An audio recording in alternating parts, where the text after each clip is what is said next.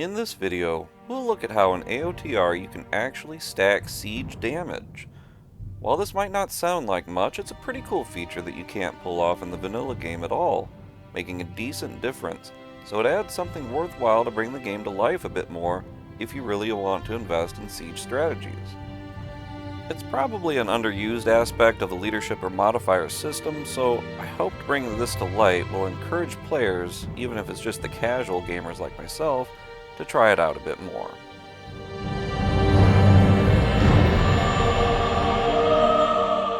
As for stacking siege damage, this also is quite rare in AOTR, but not something you can do at all in the vanilla game. Staying with the dwarves here, they have a fairly cool support unit called the Arid Traders. At level 3, they can passively increase the damage and even speed of any nearby siege units. This even works on close-range siege units, like the Demolisher and normal battering rams.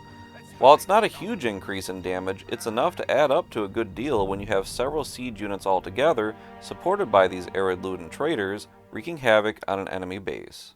This damage buff to siege units encourages players to mix units for synergy and creativity for devastating combos in siege warfare. The Arid Trader's ability, however, does work on teammate siege engines, just not Ents or other living siege like giants. A point to clarify on about fortress defenses: Alot does not work on them. However, the Arid Traders do.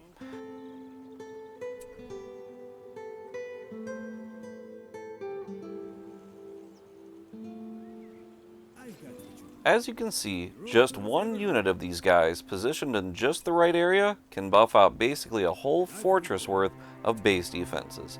Keep these guys around your base.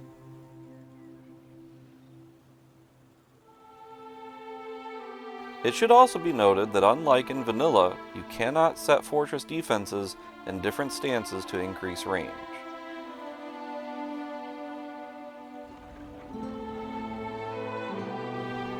To show just how effective this can be in a team game, let's look at a team up of Isengard and Dwarves. This is really quite striking because Isengard has the most powerful siege damage boost in the game via the faction's Metal and Wheels fortress upgrade. Using this stacked with the Arid Trader's damage buff is considerable.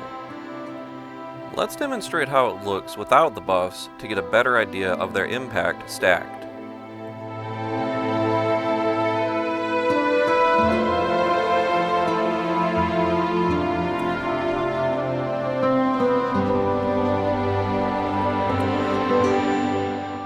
That's a pretty good volley, but when you're in the middle of a battle and timing is everything, you always want to do better. What's it look like with the Metal and Wheels buff?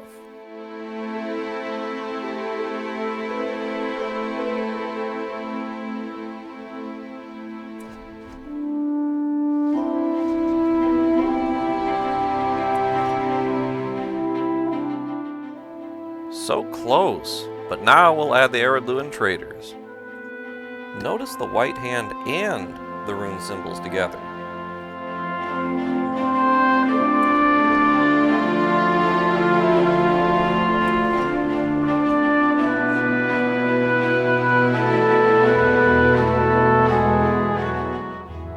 Fortress down in one volley.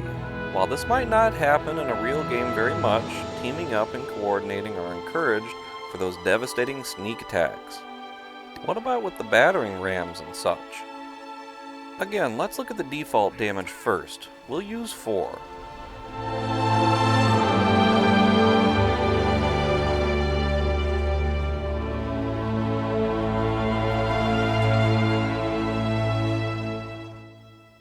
Fortress down in 3 strikes for each of the battering rams. Now let's use the Metal and Wheels buff.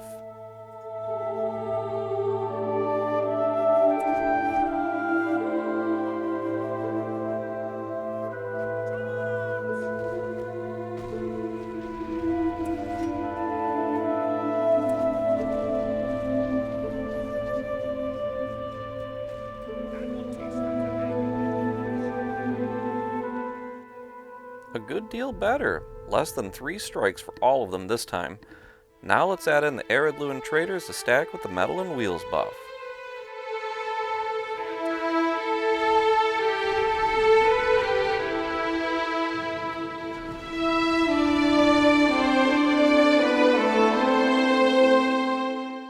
2 solid strikes for all of them.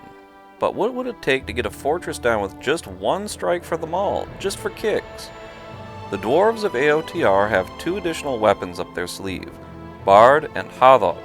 They both have different abilities to debuff structure armor, which both stack with each other, and which in turn greatly affect incoming damage. Even so, 4 will not take a fortress down in 1 strike for all of them. But what about 5? Sing out if you've seen an enemy. There they are. Pay attention.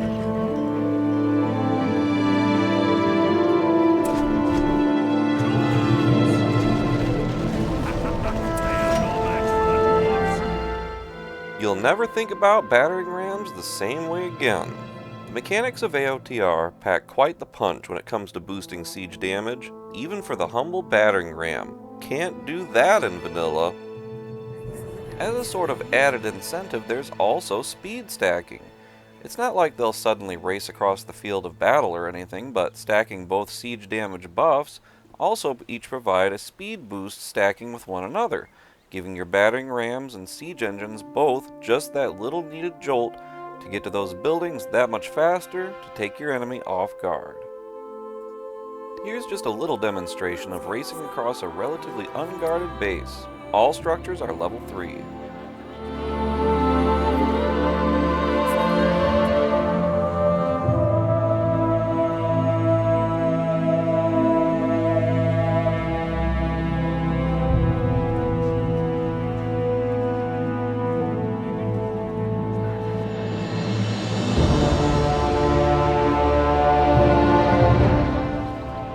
This about covers some of the most important aspects of stacking siege damage in AOTR. As you've seen, it can be quite a game changer if you let it. I'll cover the other parts of the siege mechanic overhaul in AOTR, stacking siege range in Appendix G. It offers some really cool features also not to be found in the vanilla game.